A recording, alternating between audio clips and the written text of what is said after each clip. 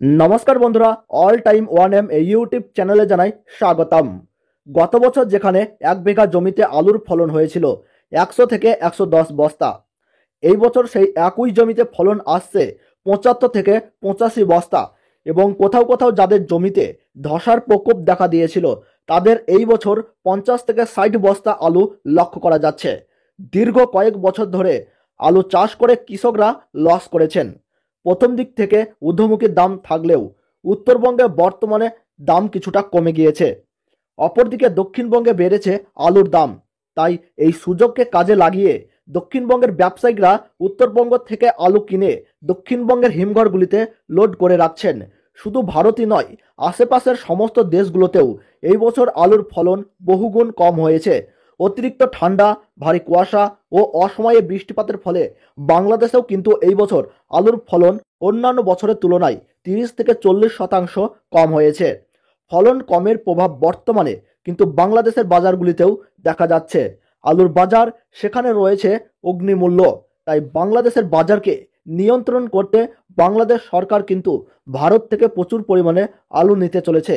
এছাড়াও উত্তরবঙ্গের আলিপুর জেলার ফালাকাটা থেকে ভুটানে প্রচুর পরিমাণে আলু পাঠানো হচ্ছে। আগের তুলনায় বর্তমানে আলুর দাম কিছুটা কমে গিয়ে সেই দাম একটি জায়গায় দাঁড়িয়ে রয়েছে। দাম বাড়বে কিনা তার দিকেই তাকিয়ে রয়েছে সকল চাষি ভাই তথা ব্যবসায়িকরা। প্রতিবেশী দেশগুলোতে যেভাবে আলুর রপ্তানি বাড়ছে তাতে করে আগামী দিনে আলুর দাম বাড়বে, আর এই নিয়েই কিন্তু আশাবাদী পশ্চিমবঙ্গের আলু চাষিরা।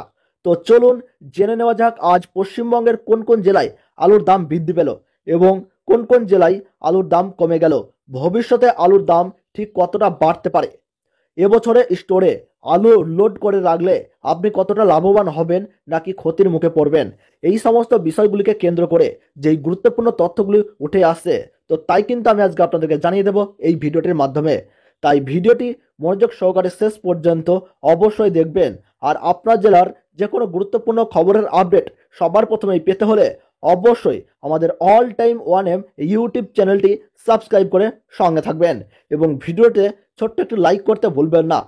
আর আপনার জেলায় এই মুহূর্তে আলুর দাম কত টাকা রয়েছে আর কোন জেলা থেকে আপনি এই ভিডিওটি দেখছেন তা অবশ্যই কমেন্ট বক্সে কমেন্ট করে জানিয়ে দেবেন। তাহলে চলুন ভিডিওটিকে শুরু করা যাক। আজ চাহিদাকে ভিত্তি করে হাওড়া জেলার উদয়নারায়ণপুরে 50 কেজি জ্যোতি আলুর দাম বস্তাপ্রতি এক ধাক্কায় 20 থেকে 25 টাকা বেড়ে গিয়েছে, আর যার দাম বর্তমানে 680 থেকে 700 টাকা পর্যন্ত লক্ষ্য করা যাচ্ছে রেডি হিসাবে। এরপর সুরেকালনা ইউনিটে 50 কেজি জ্যোতি আলু বন্ডের দাম 30 থেকে 35 টাকা পর্যন্ত বেড়ে গিয়েছে, আর যার দাম বর্তমানে 710 টাকা থেকে 740 টাকা পর্যন্ত লক্ষ্য করা যাচ্ছে।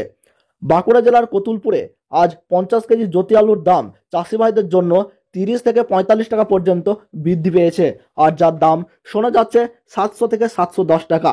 কেশপুর ইউনিটে 25 থেকে 30 টাকা পর্যন্ত বৃদ্ধি পেয়েছে আলুর দাম, যার দাম শোনা যাচ্ছে 670 থেকে 690 টাকা পর্যন্ত।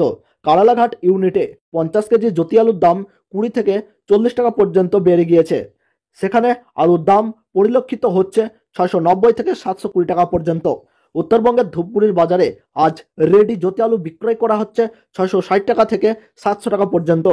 আর চাষি ভাইদের জন্য সেই আলুর দাম কিন্তু মাঠেই রয়েছে 610 টাকা থেকে 630 টাকা। কোচবিহার জেলার দিনহাটায় আজ 50 কেজি পোখরাজ আলু ও জ্যোতি আলুর দাম শোনা যাচ্ছে 520 টাকা থেকে 650 টাকা। মাথাভাঙায় 50 কেজি রেডি জ্যোতি আলুর দাম 540 টাকা থেকে 750 টাকা পর্যন্ত লক্ষ্য করা যাচ্ছে। এবং ফালাকাটায় 50 কেজি জ্যোতি ও পোখরাজ আলুর দাম চলছে 530 টাকা থেকে 570 টাকা পর্যন্ত।